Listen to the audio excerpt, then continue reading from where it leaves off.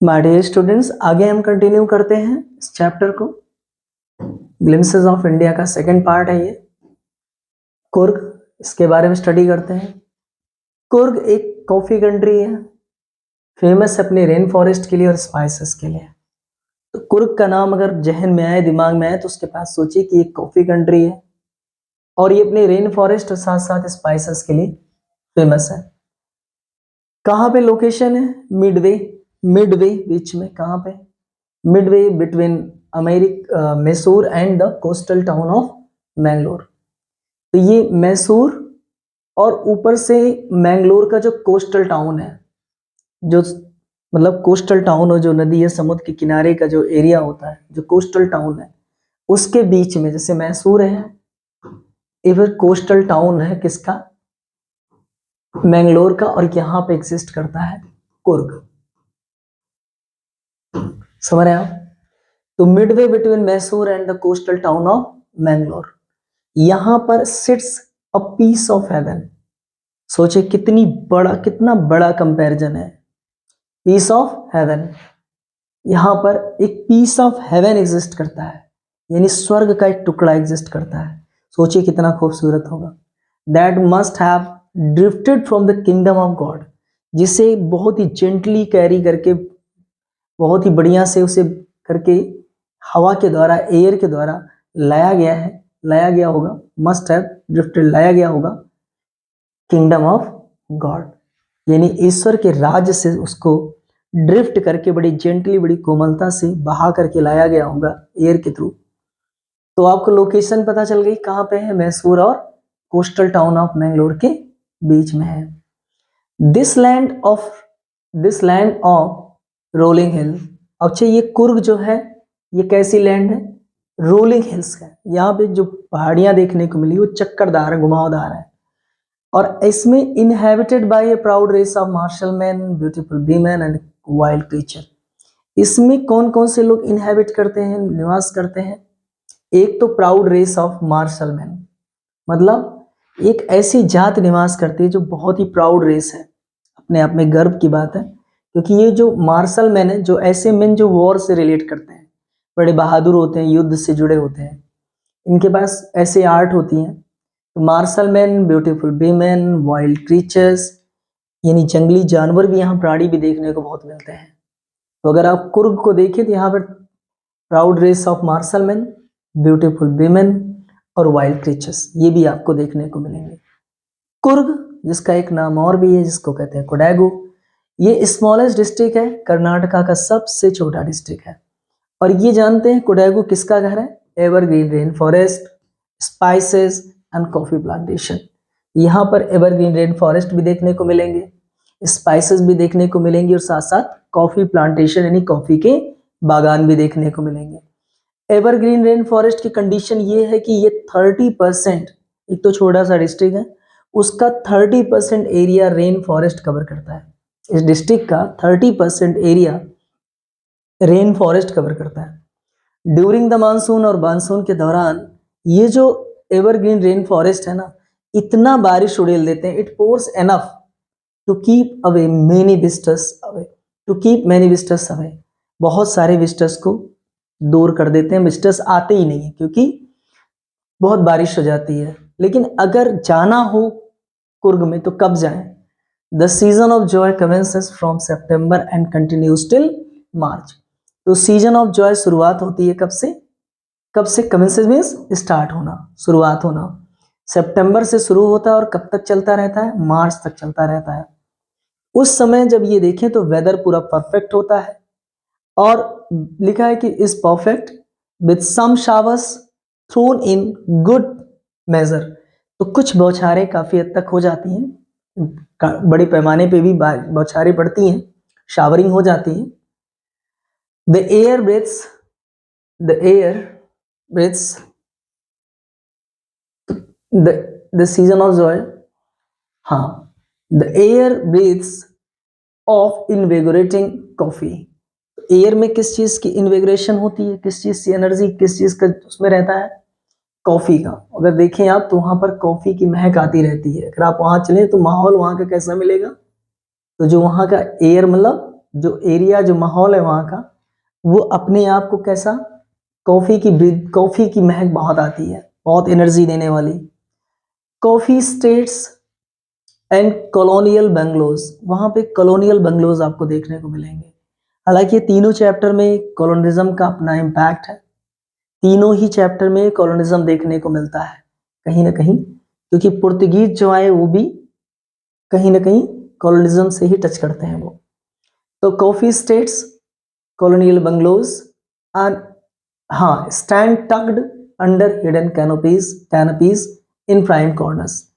तो यहाँ पर कॉफी स्टेट्स, कॉलोनियल बंगलोज जो बंगले हैं, कॉलोनियल बंगलो जो है, औपनिवेशिक बंगले जो है, ये आपको स्टैंड, वो भी कहाँ पे, टक्ड हिडन, कहाँ पे हिडन है, अंडर द ट्री कैनोपीज। तो जो ट्री की कवरिंग है, जो ट्री की कवरिंग है वहाँ पे, वो भी प्राइम कॉर्नर्स में, जो मोस्ट इंपॉर्टेंट या जो बेस्ट कॉर्नर्स आपको देखने को मिलेंगे, वहाँ पर पेड़ों के नीचे cupboard hidden colonial bungalows, coffee states, ये सब देखने को मिले। मतलब बड़े बड़े पेड़ हैं, उस पेड़ों के नीचे बंगलोज हैं, साथ साथ कॉफी स्टेट्स हैं।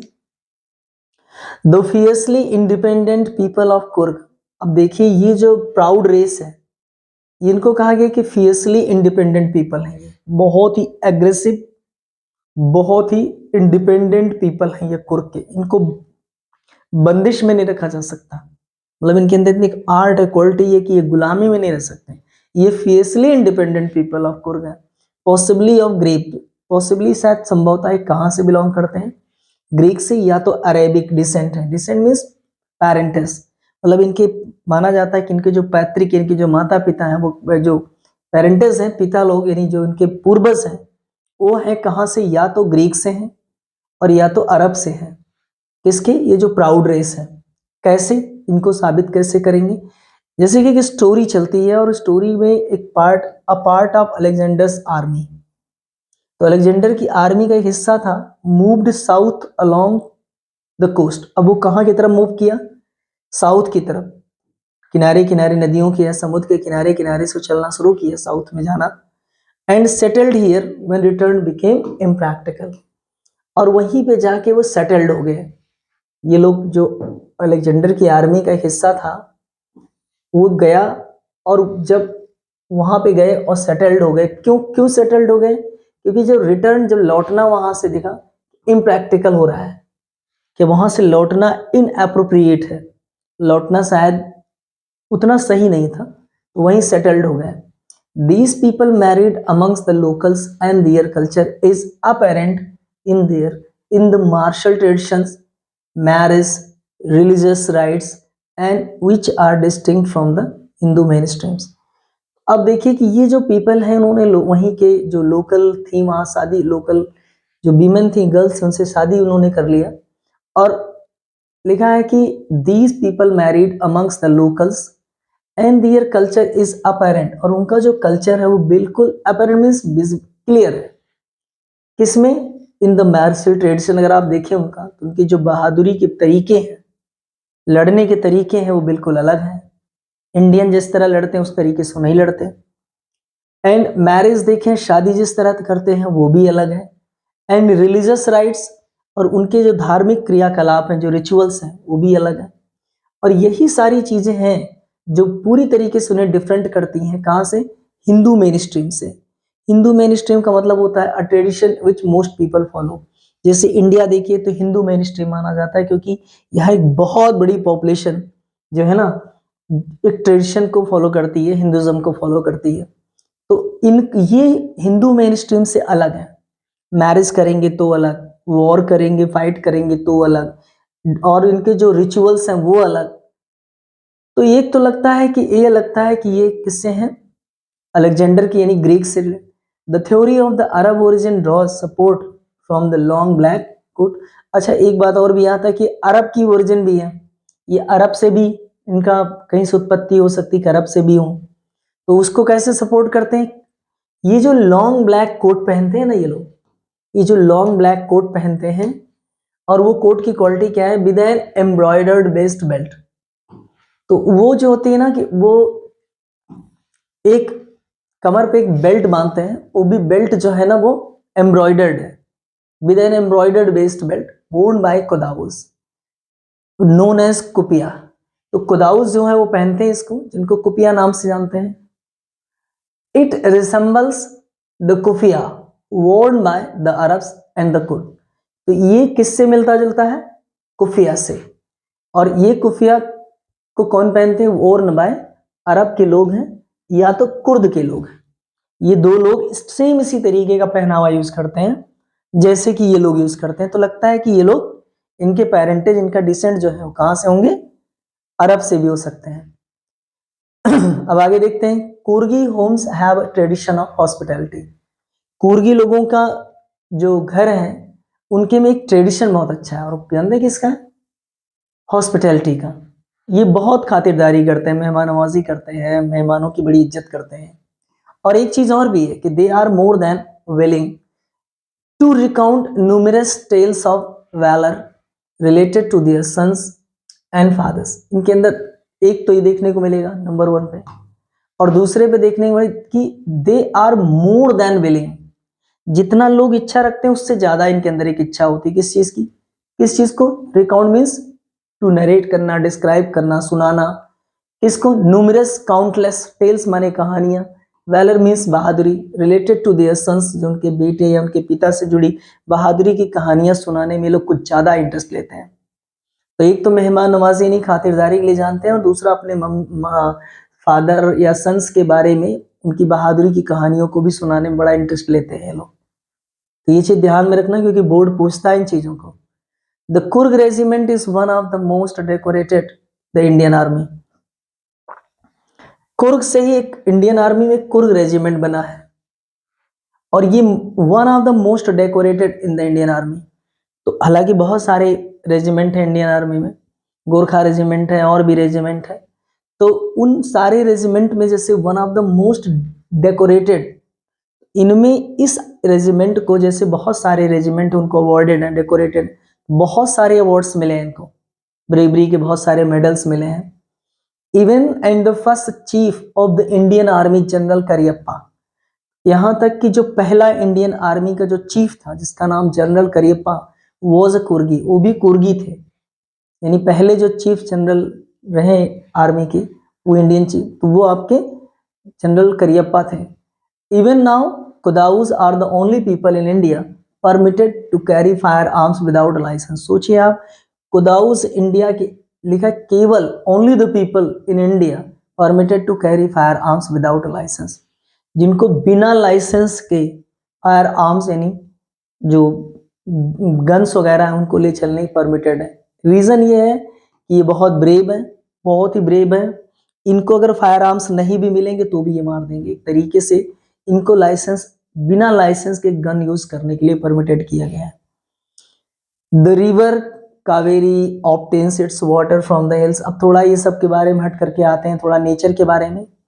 द रिवर कावेरी, वहां पर रिवर एक कावेरी है, कहाँ से वाटर पाती है वो? ऑब्टेन मीन्स प्राप्त करना। From the hills of the forest of the Coorg, तो कुर्ग के जो फॉरेस्ट में जो हिल्स है वहां से इसको पानी मिलता है। और महासीर एक लार्ज फ्रेश वाटर फिश है, बड़ी फ्रेश वाटर फिश है वो। अबाउंड इन दीज वाटर्स, काफी भरी बड़ी है वो। अबाउंड काफी ज्यादा पाई जाती है इन नदियों में, वाटर्स में। तो लिखा है कि kingfishers dive for their catch, तो जो किंगफिशर बर्ड होती है वो अपने कैच के लिए डाइव करती है, अपने शिकार के लिए। तो वाइल्ड स्क्वेरल्स एंड लंगूर, और ये जो स्क्वेरल्स हैं और लंगूर हैं, drop partially eaten fruit from the for the mischief of enjoying the splash and ripple effect in the clear water. जबकि अगर आप इसको देखें तो जो आपको स्क्वेरल्स देखने को मिलेंगे और लंगूर देखने को मिलेंगे, ये क्या करते हैं ना, ये फ्रूट को लेते हैं और उसे पार्शियली ईटन करते हैं। पार्शियली ईटन का मतलब थोड़ा सा खा लेंगे, आंशिक यानी छोटा सा पार्ट, और उसके बाद उस फ्रूट को ड्रॉप करा देते हैं, तो नीचे नदी बहती रहती है। तो जब वहां से वो हाफ ईटन या जो भी पार्शियली ईटन फ्रूट होता है, जब वो गिरता है तो ये शरारत वर्ष करते हैं, ये बदमाशी बस करते हैं शरारत करने के लिए, ताकि एंजॉय किस चीज का करें। तो जब वो फ्रूट ड्रॉप होता है तो स्प्लैशिंग साउंड आता है, पानी में गिरने से चपाक की आवाज आती है, और उसके बाद रिपल इफेक्ट देखने को मिलता है वाटर में। क्लियर वाटर, चूंकि पानी बहुत साफ होता है, तो उसमें रिपलिंग इफेक्ट देखने को मिले, जैसे गिरे तो उसकी वेव्स ऐसे सर्कलिंग करती हुई, मूविंग करती हुई आगे बढ़ती हैं। तो ये जब देखते हैं तो इनको बड़ा अच्छा लगता है। जब देख लिया तो थोड़ी देर फिर गिराते हैं, फिर स्प्लैशिंग साउंड होती है, फिर रिपल इफेक्ट होता है।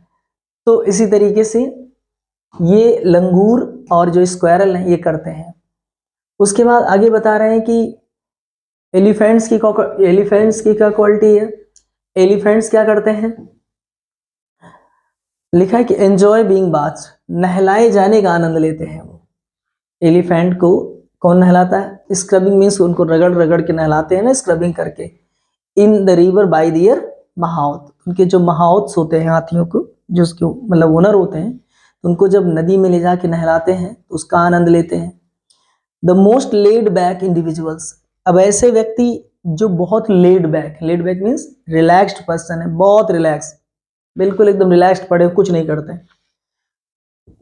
ऐसे लोग भी क्या हो जाते हैं, कन्वर्ट्स हो जाते हैं। कैसे बिकम कन्वर्ट्स, कन्वर्ट्स मीन्स होता है, कहते हैं जो न्यू बिलीवर्स होते हैं, न्यू बिलीवर्स होते हैं ना, जो नए नए विश्वास करने वाले लोग होते हैं, नए, become new believers, become converts to the life of high energy adventure, तो उसमें विश्वास करने लगते हैं, उनका नया नया विश्वास पैदा हो जाता है। अब वो लेड बैक नहीं रह जाते, अगर कुर्ग चले जाएं तो वो new believers to the life of high energy adventure with river rafting. अब ऐसे लोग जो बड़े रिलैक्स्ड होते हैं इसमें, लेकिन अब वो क्या करने लगते हैं, रिवर राफ्टिंग करते हैं, कनोइंग करते हैं, रैपलिंग करते हैं।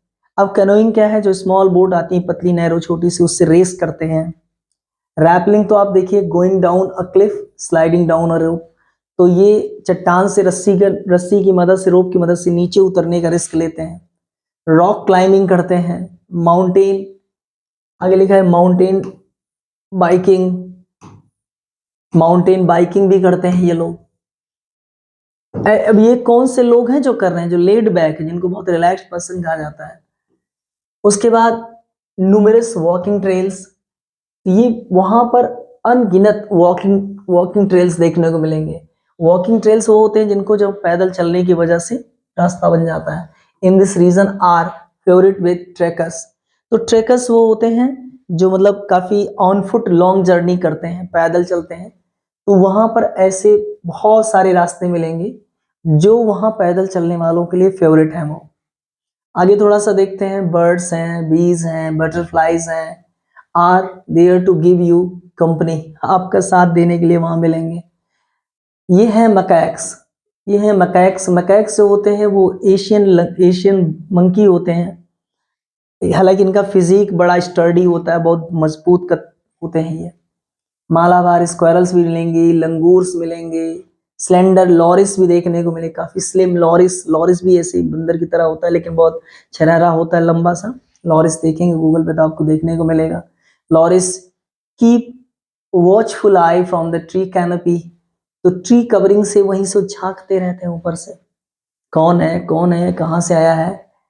और फिर लिखा है कि I do however prefer to step aside for the wild elephants, तो जब वाइल्ड एलिफेंट्स आ रहे होते हैं तो थोड़ा सा मैं भी रास्ता दे दिया, बगल हो गए, प्रिफर करते हैं। The climb to the Brahmagiri hills brings दो, अब ब्रह्मगिरी हिल्स पर अगर क्लाइंबिंग करें आप, the climb the Brahmagiri hills brings you into panoramic view, panoramic view देखिए, a view of wide area of land, मतलब जब आपका व्यू काफी ज्यादा हो जाए, काफी ज्यादा, जैसे आपके सेल फोन में भी पैनोरामिक व्यू होता है, तो उससे आप अगर ऑन कर दें तो पूरी की पूरी काफी दूर तक की इमेज आ जाती है, मतलब ऐसे चलाते जाएं पूरी डिस्टेंस कवर कर लेता है।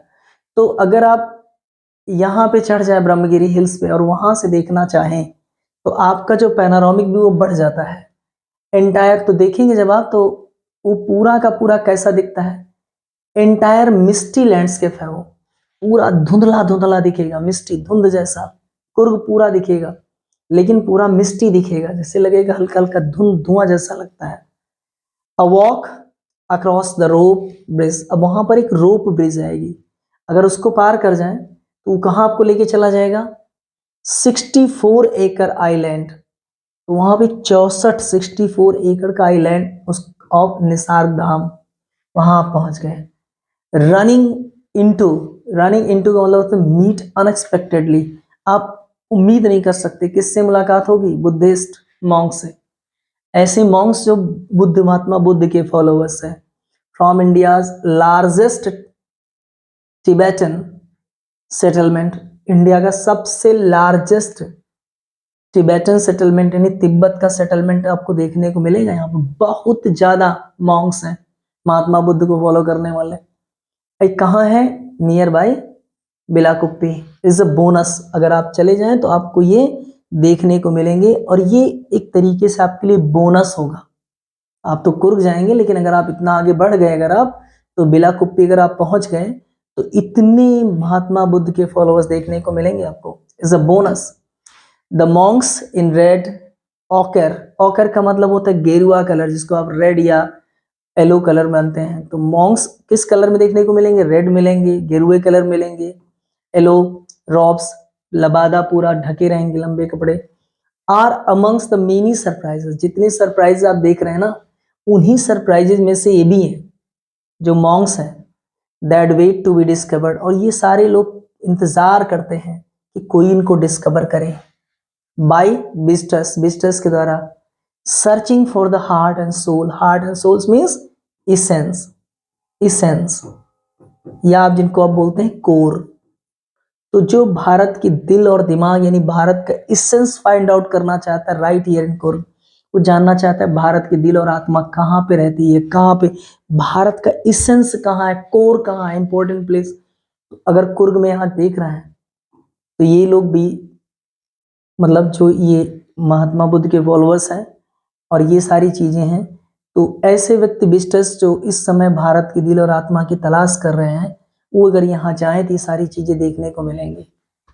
तो स्टूडेंट्स, ये है आपका सेकंड पार्ट, इसको आपने देखा और इसमें आपने कुर्ग के बारे में देखा, कुर्ग किसके लिए फेमस है, कितना हिस्सा किससे कवर है, क्या क्या चीजें मिलती हैं, कहाँ पे लोकेट करता है, क्यों जाना चाहिए। उसके बाद नेचर के बारे में पूरा बताया गया और लास्ट वाले में जाके ब्रह्मगिरी हिल्स के आगे बढ़ने के ये सारी चीजें बताएंगी। तो आई होप इनको एक दो बार आप रिवाइज करिए, समझिए इनको। Thank you for watching this video.